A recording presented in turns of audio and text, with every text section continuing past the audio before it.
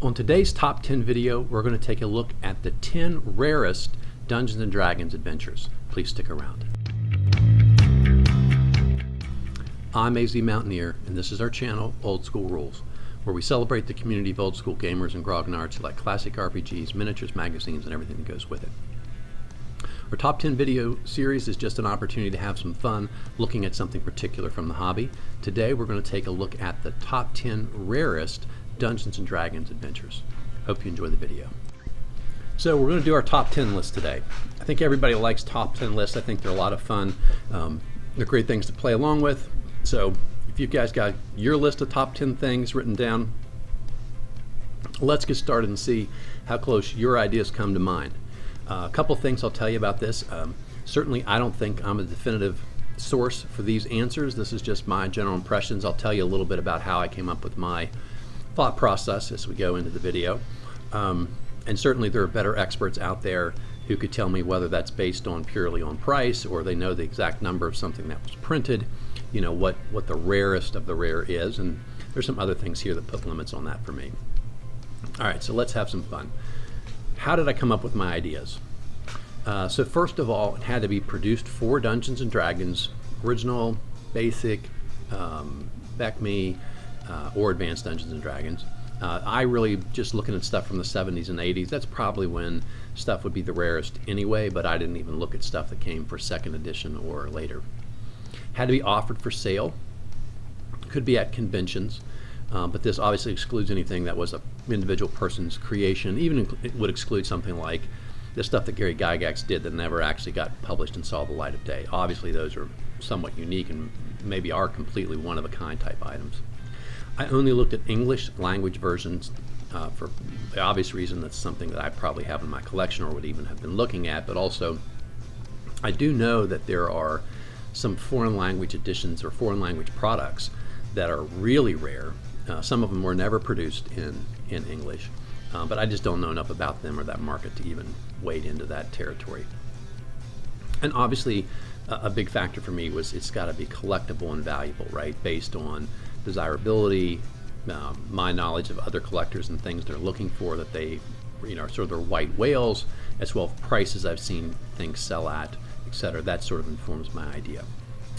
So where do these products come from? Lots of different places, and there are lots of third-party products that maybe are more unique than the things I'll talk about today that I don't really know about. So these, maybe I'd say, a little more mainstream and yet hard to find type stuff.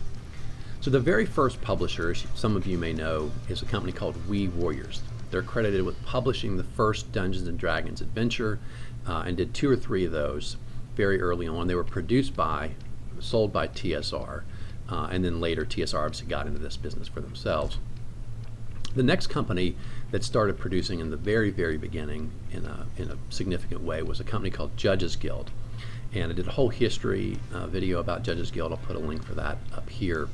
The thing, Judges Guild doesn't, I'll go and spoil this, like they don't make the list in part because they did a really good job of producing and selling. And so there are actually several of their items, all their items from the very earliest to the most recent are out there on the market. So they're not that hard to find. And then of course you have TSR, the big gorilla, if you will, who produced most of the Dungeons & Dragons content that most people in the mainstream are aware of. So what are those early, really rare adventures? Well, the first thing you might think of are the traditional TSR, Gary Gygax written adventure modules, right? So the very first thing we have are the G series, then we have the D series of adventures that come out, followed by S1 and then later S2, B1, T1, and C1. And so all these adventure modules, which you might call monochrome or pastel covers, these are the very first products put out by TSR. And they are very collectible, kind of hard to find, but yet, I mean, if you're interested and you look either with, you know, talking to collectors who have extra copies or whatever, like these float around in the marketplace and you can find them. Even if you want to pay a little more, you can get a very first printing of these as well. Now, what's like this but rarer? The British version. So the UK was the first place, I think, really that TSR looked to produce overseas. They had a relationship with a company called Games Workshop, and these were printed overseas and sold in the UK, and I think other countries as well. These are basically the exact same with some slight differences to the coloration. I think the maps are black instead of blue. You can tell these are Games Workshop on the cover because in addition to the wizard, there's this other little fairy figurine. It's the Games Workshop figure that shows right there on the cover. These are always more expensive than the American counterpart. They're rarer, especially harder to find here in the United States. So but they didn't do all of them, as you can see, but they did most of them. So what's even rarer than the UK version? The Australian version. These again look very similar. They were printed and sold in Australia, so they're even harder to find here in the United States, and they command a greater price. And you'll notice the slight difference in the covers, right? They're basically only two-tone covers. And again, I think these are really cool as well. Just, nice things to have in your collection. That said, all of these sort of mainstream products don't make our list, and I would say you can find most of these if you're a collector and willing to spend some money. They're not that hard to find. Okay, so now, without further ado, there's the curtain. Let's start our top 10 rarest D&D adventures. So the first one here is, I guess you could say, a bit of a cheat because I'm going to do this entire series of RPGA adventures. These are the Frank Mentzer adventures, R1 through 4. These are published in connection with the RPGA that he started back in the day. These came out in 1982, 1983. And then right in here, all hogging the same number 10 spot, are the other set of RPGA adventures. The first two done by Tracy and Laura Hickman, and the others were done by a guy named Bob Blake. And these are, again, hard to find, pretty collectible, but they're out there if you're really serious about having everything in your collection. The next one is Quest for the Fazelwood. This is a third-party publication. You can see the names here. These folks, they published it and ran this as a tournament module in WinterCon 7 in 1978. It was later edited and became a module for TSR called 01 Jim and the Staff. But this original version from 1978 that was sold, not very many copies made, just about 13 pages. It's very collectible and one of the ones a lot of collectors would have on their list. Next, this is from We Warriors. This is Dungeon Master Kit number 1, and it's called The Palace of the Vampire Queen. It's a black folder with pages generally printed on one side, sometimes two sides. And it's a really interesting adventure. It has maps, several levels, and a key that's very sparse. That'll just say like room 12, 5 rats, hit dice 5, 4, 2, 1, 1, or something like that. Not any descriptions of what you see. Lots of rooms are empty to allow the dungeon master to either leave them empty or write on what he or she wanted to put into some additional rooms. Next, we have the original version, the tournament version of Lost Caverns of Sojkan. This was written by Gary Gygax. It was in 1976. It was run at a convention for WinterCon as well. It was in a Ziploc bag, has a number of pages, and this obviously later becomes S4, a TSR produced module. Another tournament produced module is called Lost Timochin. That is later C1, the Hidden Shrine of Timochin, but this is just Lost Timochin. It's a tournament module from Origins 1979. There's a few different versions of this floating around.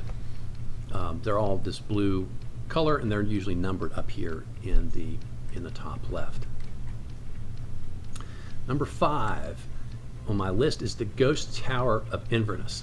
This is WinterCon 8 in 1979, written by Alan Hammock, and cover art by Errol Otis.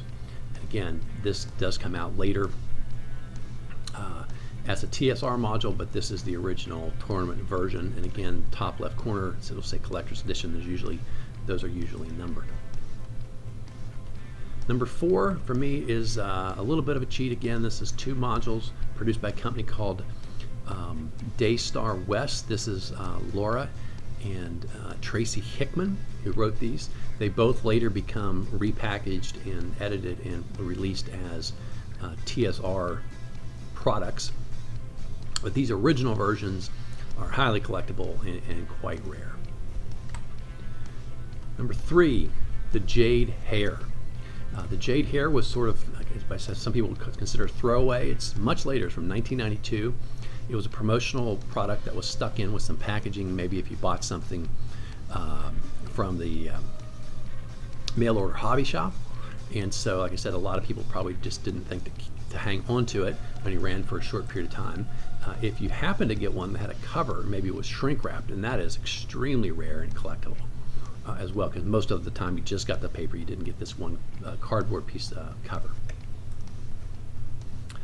Number 2 for me, it's going to be the orange edition of B2 Palace of the Silver Princess. There's quite a bit of lore and history and stories around this production. This version has an orange cover. The one that's mass produced, it has a green cover. This had different art, and some of it was also some of the art was changed, some of the writing was changed. But it was produced, and only after it was produced, some folks at TSR decided they didn't want to release it, and so most of these got destroyed. But a few copies have, were held on to. There's a story that apparently a box of them survived somewhere. So some of the people that worked there in this box of them survive to this day. If you can find them, you've found yourself a little treasure there, because these are really, really sought after by collectors. And it might be the case that because this was an official TSR product, that it's probably the rarest one of those out there. And so that's the one module that people probably don't have in their collection that they would like to have. Most of these other things I've talked about are, maybe a layer out from the central TSR products.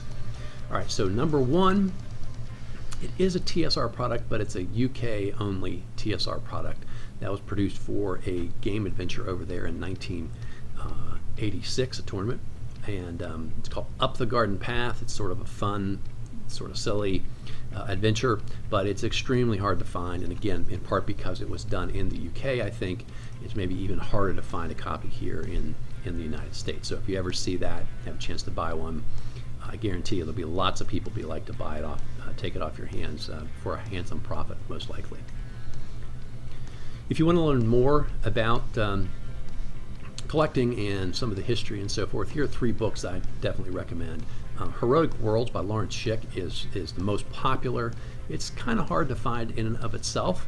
I got a copy that was laminated and had been in the library. But the content is all there. It talks about all kinds of history of products, and not just TSR, but other companies as well. But it's a great reference book. I've also found this book called Hunters of Dragons, and then the Game Buyer's Price Guide. A little less helpful, and certainly it's funny to look at the prices that Frank or Jim were quoting for folks in 85, 86, like stuff for $1, $3 if it was expensive, kind of thing.